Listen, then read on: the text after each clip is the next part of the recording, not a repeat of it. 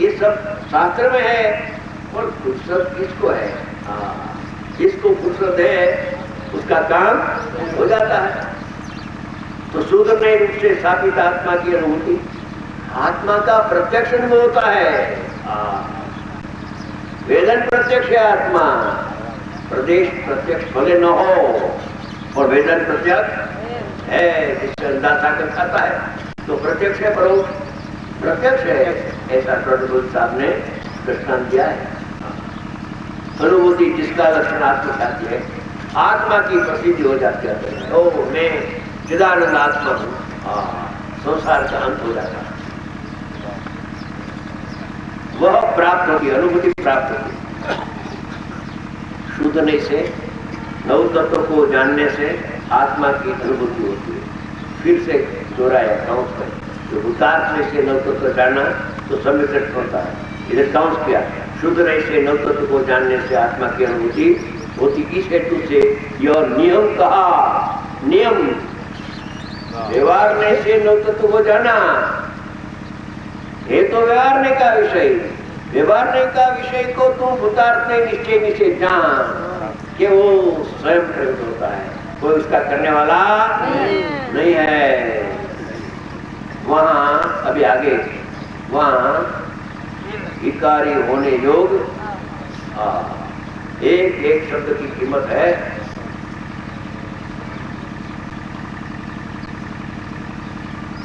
वहां विकारी होने योग और विकार करने वाला, पुण्य के पाप का परिणाम जो होता है वो होने योग होता है,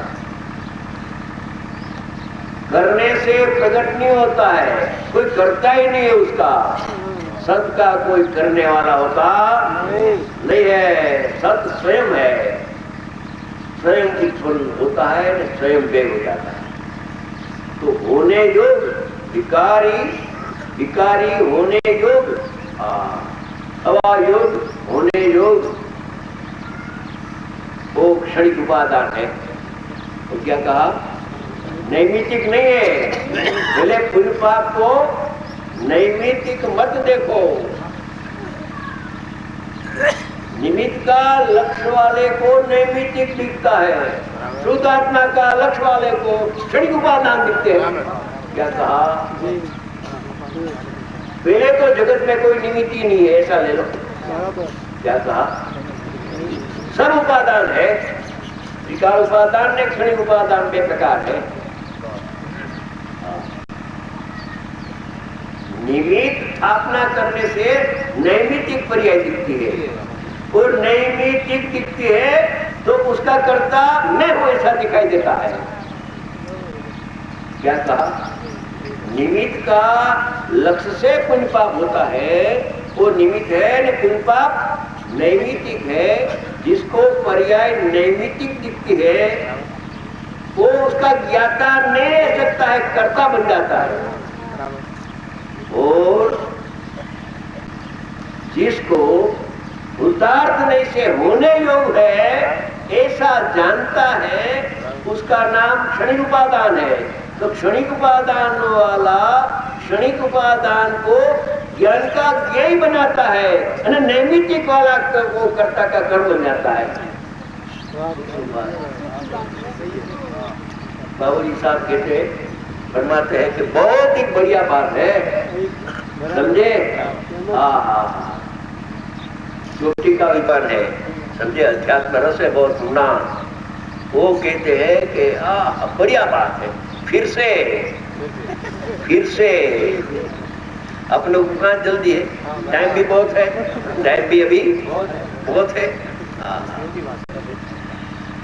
सारे जगत में कोई निमित्त नहीं है। एक दफे तो निमित्त को भूल जा, सब उपादान है।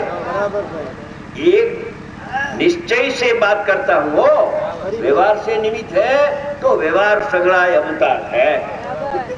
व्यवहार सगड़ाए एक दफे ऐसा हुआ, गुरुदेव की हाजिरी में बनाओ बना, गुरुदेव की हाजिरी में ऐसे बनाओ बना कि गुरुदेव ने कहा कि एक कर्म है ना, 8 प्रकार का कर्म, एक यही है, निमित्त नहीं है, समझे? तो अज्ञानी जीव ने हल्ला मचा दिया कि नहीं, 8 कर्म का नाम ये नहीं है, निमित्त है। समझे? तो ये 8 कर्म सब इकट्ठा हुआ, उसकी सभा पड़ी हुई कि भाई सचमुच अपना नाम निमित्त है कि अपना नाम यही है क्या? तो कोई विद्वान परमाणु था ने, तो उसने कहा कि सचमुच अपना नाम तो यही है। तो ये निमित्त कहां से आया कि अज्ञानी जीव ने हमारा नाम बिगाड़ दिया है। समझे?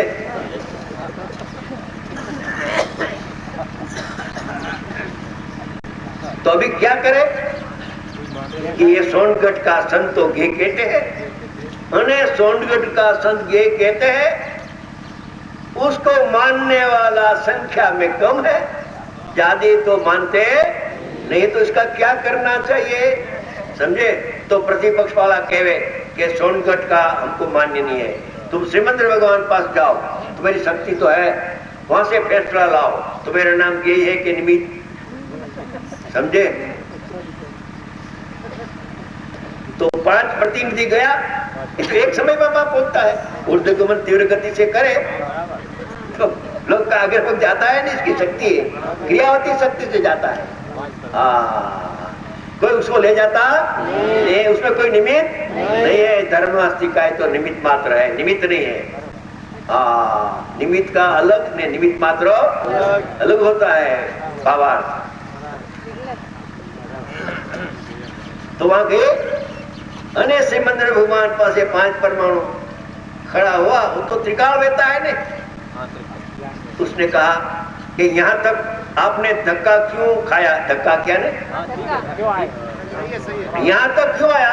हमारी ब्रांच ऑफिस तो है, वहां पूछो ना था कि साहब हमने ब्रांच ऑफिस में तो गया, ने ब्रांच ऑफिस वाला तो कहता है कि तुम्हारा नाम निमित्त नहीं है, अज्ञानी ने बिगाड़ दिया है, तुम्हारा नाम तो यही है। अच्छा, तो वहां से फैसला करके इधर आया, तो नहीं मानता है किसने, इसके पास वो बात किया। अच्छा भैया, जो श्रीमंद्र भगवान ने नहीं किया तो हमको मंजूर है। समझे? तो सारे जगत के अंदर जिसको ज्ञान प्रकट होता है, इसको 8 कर्म ज्ञेय रूप दिखता है, अज्ञानी को निमित्त रूप दिखाई देता।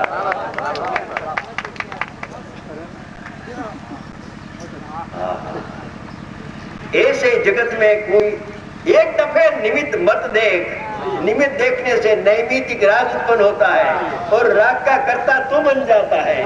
निमित्त नहीं है और नैमित्तिक भी नहीं है, राग तो है, राग तो है। तो राग नैमित्तिक है कि क्षणिक उपादान है? कि क्षणिक उपादान। तो उपादान स्वशक्ति कोई करने वाला कोई उपादान करता तो अपने आप है। समझे? उसमें कोई निमित्त की जरूरत नहीं है। पहले ये नक्की करके भूतार्थने से पर्याय स्वतंत्र सत है।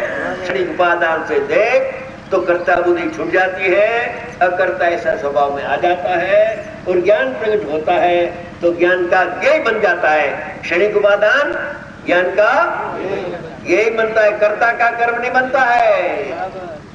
तो कर्ता की बात है ही नहीं है, तो ज्ञाता ही स्वभाव। तो ज्ञाता के लिए ज्ञाता का ज्ञेय रखो थोड़े टाइम के लिए व्यवहार, बाकी कर्ता का कर्म है नहीं। आज सुना के बहुत विद्वान आया है बाहर से, बहुत विद्वान, अच्छी बात है, खुशी की बात है। विद्वान के वो भाव में जो आवे, समझे, तो स्वपरिहित का कारण है। तो आचार्य भगवान फरमाते कि होने योग होता है, कोई करने वाला, पुण्य पाप आश्रय बंद कोई करने वाला नहीं है। वो आत्मा उपादान करता भी नहीं है और निमित्त करता भी। उपादान करता क्यों नहीं?